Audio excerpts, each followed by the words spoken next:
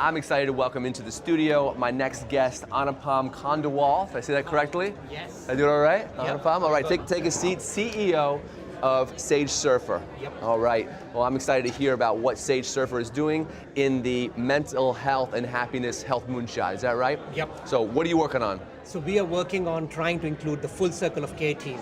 So the idea primarily is, can we collaborate not only just between a provider and a client, but bring everybody ecosystem together, give all the personalization and context to the communication, and provide the right productivity tools to create sustained engagement and proactive interventions. Why, I've heard a number of people talk about care coordination. Why did you feel like that was a problem worth tackling? Wonderful question.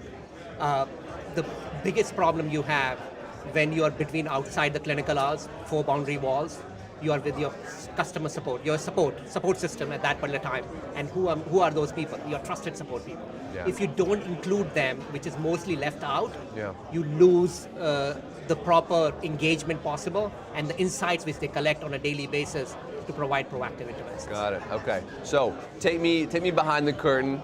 Tell me what the Sage Surfer platform really is. One way of doing that might be to walk me through, if I was a user, a customer, what would that look like? Yeah, so we look at the whole angle. 3 important stakeholders.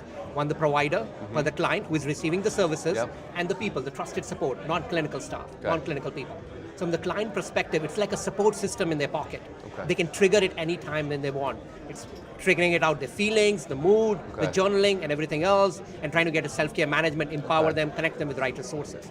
On the provider side, we provide productivity tools to make those sustained engagement possible, and they can get ongoing insights to do proactive interventions. For the family side, they have a personal dashboard to see what their loved one is doing at any given time.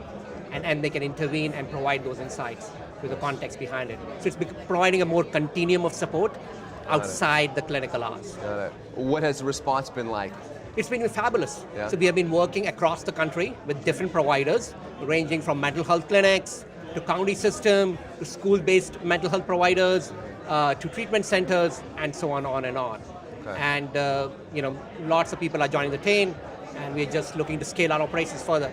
Why is this something that you're personally passionate about? Yes, so I lost my loved one 3.5 years back, primarily because of mental illness. And my co-founder has lost her son because of suicide.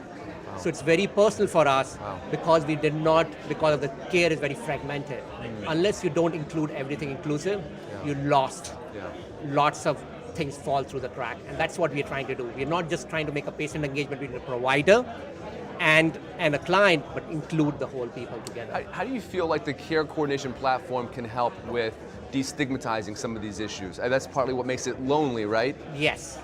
Yeah, so we are working with lots of different organizations like NAMI, National Association of Mental Illness, for suicide prevention and suicide survivors, where people are very siloed. They don't want to take any care whatsoever. Forget about technology. We're trying to take them from the full spectrum of isolated to where they are self-empowered and they can take care. So the whole spectrum of stuff which is done on our platform. Very nice, very nice. Okay, so here we are in the beginning of 2020. What are you most excited about for the next year?